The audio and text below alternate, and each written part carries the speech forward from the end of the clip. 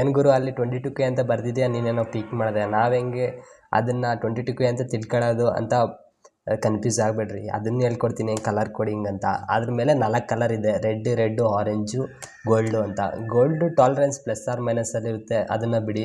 ನಿಮಗೆ ಕನ್ಫ್ಯೂಸ್ ಆಗದೆ ಇರಲಿ ಅಂತ 3 ಕಲರ್ಸ್ ನೋಡ್ಕೊಳ್ರಿ ಅಲ್ಲಿ. 22Kಗೆ ಆಗಲಿ ಏನು 4 ಕಲರ್ ಇತ್ತು, ರೆಡ್ಡು ಆರೆಂಜು ಗೋಲ್ಡು. ಅದನ್ನು ಬ್ಯಾಂಡ್ಸ್ ಅಂತ ಕರಿತೀವಿ. 4 ಬ್ಯಾಂಡ್ಸ್ ಇತ್ತು. ರೆಡ್ಡು ವ್ಯಾಲ್ಯೂಸ್ ನೋಡ್ಕೋಬೋದು, ಪಕ್ಕದಲ್ಲಿ ಡಿಸ್ಪ್ಲೇ ಮಾಡ್ತಿದ್ದೀನಿ. ರೆಡ್ಗೆ ವ್ಯಾಲ್ಯೂ ಬಂದು 2 ಇದೆ. ಮತ್ತು ಸೆಕೆಂಡ್ ಬ್ಯಾಂಡ್ ಒಂದು ರೆಡ್ ಇತ್ತು, ಆದ ಕಾರಣದಿಂದ ಪಕ್ಕದಲ್ಲೇ 2 ಅಂತ ಕಾರಣ, ರೆಡ್ ವ್ಯಾಲ್ಯೂ ಬಂದು 2 ಇತ್ತು. Into 10 to the power of orange ಇತ್ತು ಅಲ್ಲಿ, ಅಂದರೆ ಮಲ್ಟಿಪ್ಲೇಯರ್. ಥರ್ಡ್ ಬ್ಯಾಂಡ್ ಬಂದು ಮಲ್ಟಿಪ್ಲೇಯರ್. ಆರೆಂಜ್ ಬಂದು ವ್ಯಾಲ್ಯೂ 3 ಇದೆ, 3 ಹಾಕ್ಕೊಳ್ರಿ ಅಲ್ಲಿ. ಮತ್ತು ಇವಾಗ ಇಂಟು ಮಾಡಿ ನೋಡಿದ್ರೆ 10 ಟು ದಿ ಪವರ್ ಆಫ್ 3 ಬಂದುಬಿಟ್ಟು 3 zeros ಬರುತ್ತೆ. ಓಕೆನಾ, 22K ಆಗುತ್ತೆ ಆಗ. ಓಕೆನಾ, ಈ ಥರ ನಾವು ಫೈಂಡ್ ಮಾಡ್ಬೋದು. ಬೇಕಾದರೆ ನಿಮಗೆ gold tolerance plus or minus ಹಾಕ್ಕೋಬೋದು, ಇಟ್ಸ್ ಓಕೆ, ಹಾಕೋಣ ನಾವು.